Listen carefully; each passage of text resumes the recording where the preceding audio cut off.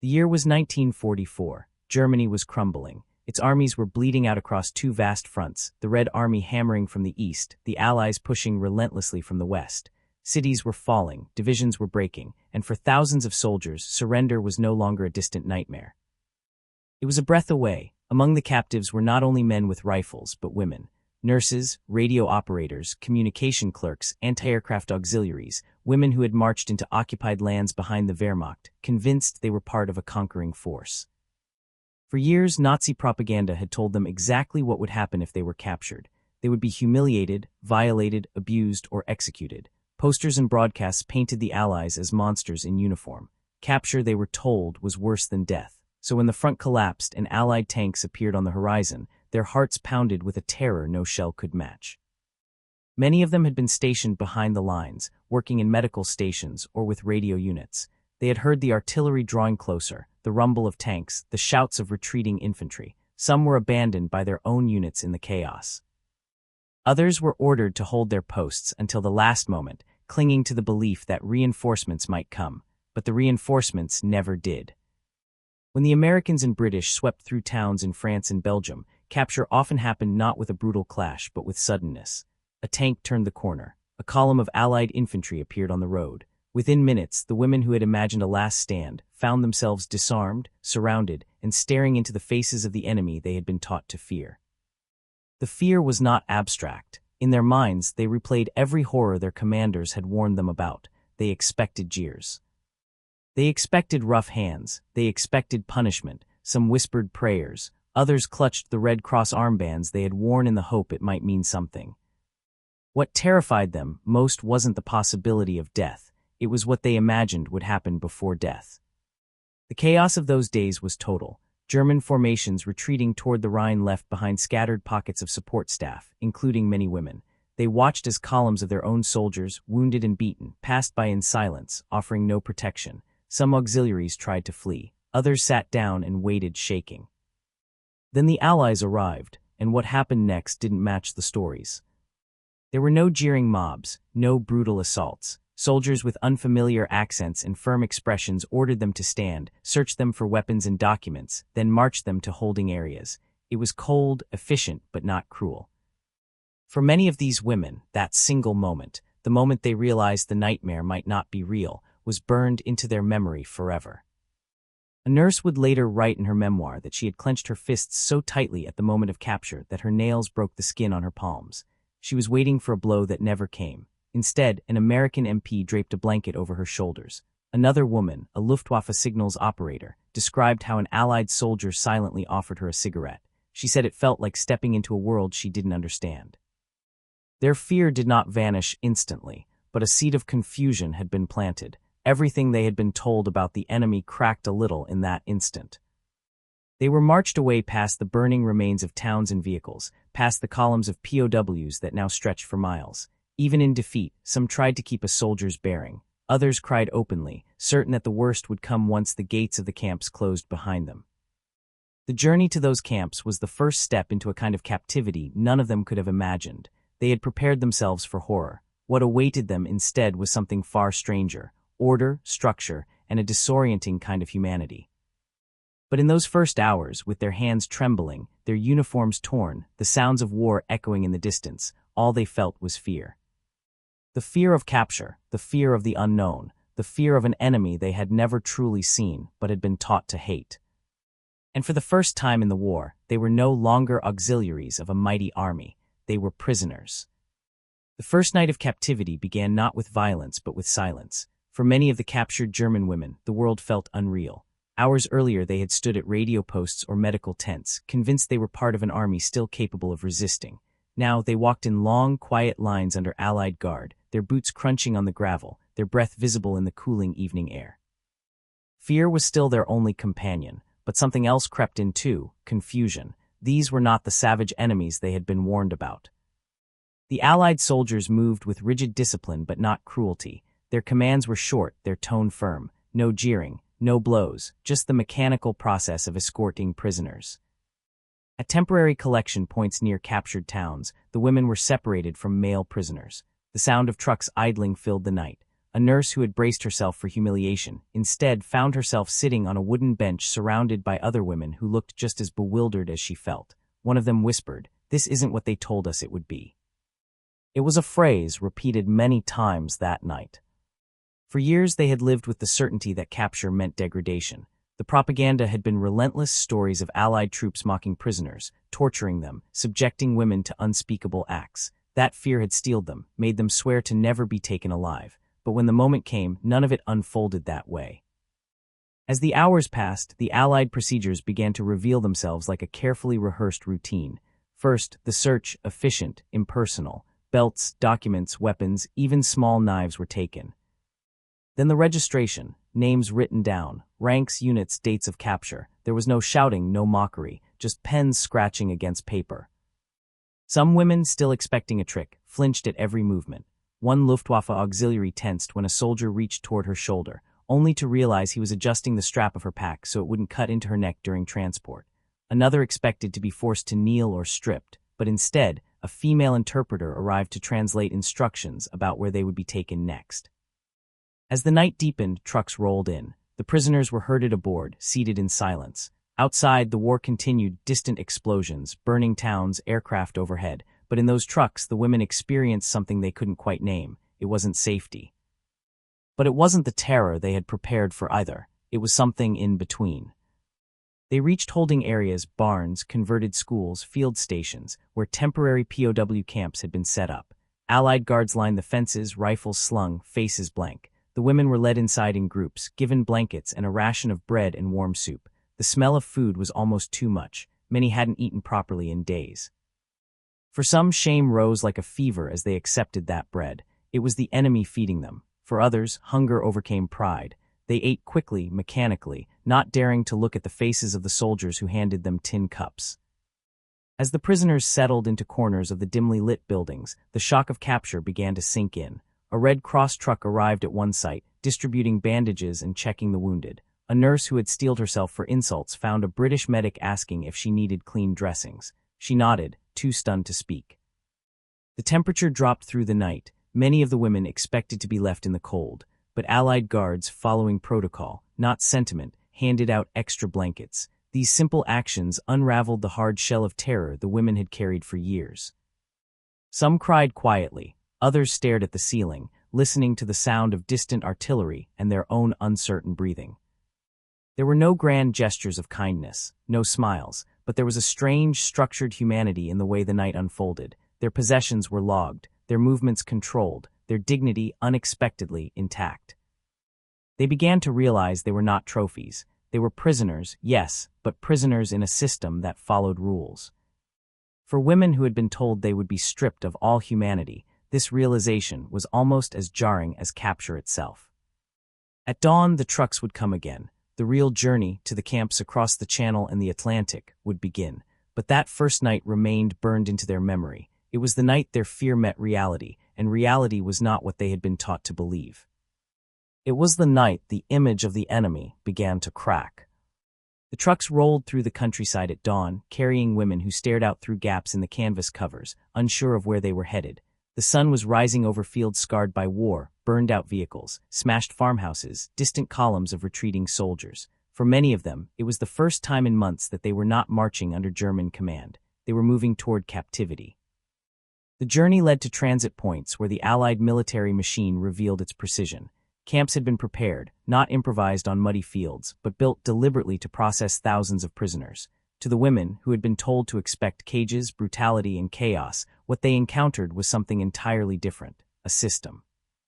When the trucks stopped, Allied guards directed the groups through entry gates with quiet authority. There were no triumphant shouts, no gloating. The prisoners were lined up, counted, checked again. Their uniforms were inspected, their personal items inventoried with meticulous care. Each woman's name, rank, and role was written down.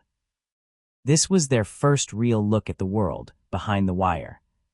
The camps were laid out with ordered rows of barracks, wooden huts, neat pathways, watchtowers at measured intervals. They were surrounded by fences, yes, but the atmosphere was not what many had feared. Instead of squalor, there was an unsettling sense of routine. British and American personnel moved with methodical purpose. Everything had a place, a rule, a process. Inside the compounds, women were separated from male prisoners. There was no confusion about that. Female sections of the camps were clearly marked and guarded. The Allies had learned from earlier experiences with mass surrenders. Structure prevented incidents, and incidents undermined the moral high ground they were determined to keep. What struck the women most was the unexpected cleanliness. Floors swept daily, latrines organized, not the filth-strewn pits they had braced for. Barracks had windows, doors that shut properly, and beds, not straw and concrete floors, but cots with mattresses, blankets, even pillows. For auxiliaries who had spent weeks on the march, this alone felt surreal. A Luftwaffe signals operator later remembered the moment she stepped into the barracks. She had expected darkness and stench. Instead, she found rows of beds, folded sheets, and a washroom with mirrors. She thought at first it must be temporary, some kind of cruel trick, but it wasn't. The Geneva Convention of 1929 was not just words on paper in these camps. It shaped the way the Allies built their image of themselves. They wanted the treatment of prisoners to reflect the values they claimed to fight for. And these women, once taught to see the Allies as savages, were now living inside that demonstration. Food was another shock. The first meals served in camp included things many had not seen in years: white bread, butter, coffee with sugar. Wartime Germany had long since rationed these items to scarcity. Sitting at wooden tables, tin trays in hand, women stared at the food as if it might disappear. Some ate slowly, distrustfully. Others devoured it, realizing hunger was stronger than ideology. The guards were alert but distant, disciplined rather than cruel. In American-run camps especially, administrative detail was everything. Records were kept of each woman's belongings, health condition, and rank. There were rules for everything: when to wake, when to eat, when to line up for roll call. What surprised the women even more was that these rules applied consistently. No drunken guard beatings, no random punishments. The environment was alien precisely because it was predictable. Letters were mentioned early on. They could, at some point, write home. This alone stunned them. Their families, still under Allied bombing raids, were living in hunger and fear. And here they were, prisoners of war, being told they would be allowed to communicate. The order inside the camp unsettled them. It was not kindness in the sentimental sense. It was control, but a kind of control they hadn't expected. One built on law, on procedure, on the idea that even prisoners should be treated according to rules. Some resisted believing it. Surely the cruelty would come later, they told themselves. Others began to realize that their war, the war of stories and propaganda, had already begun to collapse. When night fell in the camp for the first time, there was no screaming, no chaos. Just the faint echo of distant trains, the murmur of guards changing shifts, and the strange stillness of clean sheets on narrow beds. Behind the wire, they had entered a world that functioned like a machine. A world designed not to humiliate, but to control, and in doing so, it dismantled the monstrous image of the enemy piece by piece. It began with water, warm water, the kind none of them had felt in weeks, some in months. When the women were marched into the camp washrooms for the first time, suspicion twisted in their stomachs. Whispers moved through the line: was this real? Was this safe? Memories of grim rumors, of gas chambers whispered even among German troops, flashed through their minds. But when the taps opened and steam filled the air, there was no trick, no cruelty hiding behind the door. Just warm showers, clean towels, and a structured routine that seemed to belong to another world entirely. The shock of that first wash stayed with many of them for the rest of their lives. One woman later said in her testimony that it was the first moment I felt human again. Hygiene became one of the defining elements of captivity. Mornings began with roll call, then wash. Soap was issued. Towels were exchanged for clean ones on a schedule. Hair was checked for lice. Delousing powder was distributed. Clothing was collected and laundered. It wasn't luxury, but after months of marches, bombings, and sleeping in trenches or on floors, it felt close to it. The Allies enforced these standards not out of sentiment, but out of strategy. Disease was a threat to everyone: prisoners, guards, nearby civilians. But for the women who had expected humiliation, this routine felt disorienting. The enemy was making them cleaner, healthier, stronger. It contradicted everything they had been taught. Food followed the same logic. The first full week in camp revealed a rhythm: breakfast, lunch, dinner, meat several times a week, coffee with real sugar, sometimes an orange or a tin of fruit, things that no longer existed in bombed-out German cities. Women who had spent the last years surviving on rations stared at the trays in disbelief. They chewed slowly as if to make sure it was real. The impact was not just physical, it was psychological. Each warm shower, each clean towel, each steady meal chipped away at the wall of fear and hate built by years of propaganda. These weren't the monsters they'd been warned about. These were soldiers and administrators following rules, keeping order, and almost unbearably, treating them with a kind of structured decency. Evenings in the barracks were quiet. Some women whispered about what was happening at home, the bombings, the rationing, the blackouts. Letters were still a distant promise, but already, the contrast between their reality and their families' suffering gnawed at them. In some camps, female guards oversaw the compounds, adding a layer of controlled calm. Their presence reassured the prisoners. The Allies understood the power of perception. They wanted discipline without cruelty. They wanted the world and history to see how they treated their prisoners. For the women, it was a strange kind of comfort, captivity without abuse, cleanliness in a time of filth, predictable meals in an age of hunger. It unsettled them more than hatred ever could. Whispers about the East moved through the barracks. Women captured by the Soviets had not been so lucky. Rumors of forced marches, overcrowding, disease, and worse spread fast. Those who had feared Allied hands now found themselves, in private moments, grateful they had fallen into them. The war outside continued to tear Europe apart. Cities burned, families starved, but inside the wire the prisoners were warm, fed, and washed. For the first time since the collapse of the front, many of them slept through the night without fear. And in that stillness, in the soft rustle of clean sheets, the image of the enemy cracked a little more. At first the women believed this order and routine were temporary, that one day soon cruelty would follow, but as the weeks passed, the cruelty never came. What came instead was something they had never imagined in the depths of their fear: opportunity. Camp life, though confined and rigid, had a rhythm. Beyond hygiene and food, there were assignments and classes. Many women were given work that mirrored their wartime roles: kitchen duty, laundry, clerical tasks. It wasn't forced labor in the brutal sense they had pictured. It was structured, scheduled, and rewarded with small privileges: extra time outdoors, an extra ration, sometimes a cigarette. And then came education. In several camps, especially those run by the Americans, notice boards appeared with schedules: English lessons, mathematics, even history. At first, many laughed in disbelief, prisoners learning the language of their enemy, but curiosity and long, quiet hours behind wire changed their minds. Young auxiliaries signed up first. They sat at makeshift desks as Allied instructors, sometimes interpreters, pointed at chalkboards and repeated simple phrases. Good morning. How are you? I understand. For some of these women, this was the first formal lesson they'd had since before the war. It was subtle, almost invisible at first, but language erodes barriers. When they learned to say thank you or please, when they understood the words of their guards without translators, the wall between enemy and captor began to soften. Religious services followed. Protestant and Catholic chaplains visited regularly. German clergy, themselves prisoners, sometimes led prayers. Hymns filled the air of the compounds in the evenings. Some nights, Allied chaplains introduced songs unfamiliar to the German women, slower, softer than the militarized marches of their youth. The sound lingered long after the singing stopped.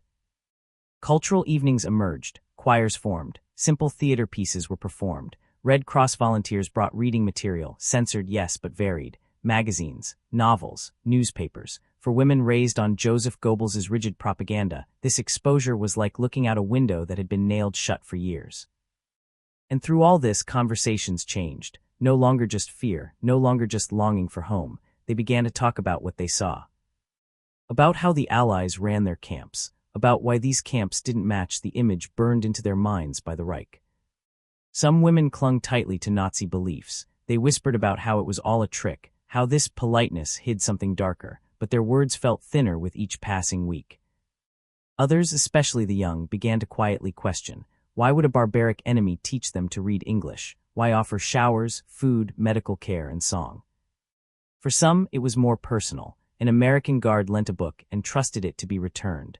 A British officer offered a quiet good morning without sneer or mockery. These small gestures carved fissures in their certainties more deeply than any speech could. The contrast with what they knew of home was unbearable. Letters that finally arrived told of cities flattened by bombs, of hunger, of families huddled in ruins. And here, behind enemy wire, they were clean, warm, and fed, the paradox twisted inside them.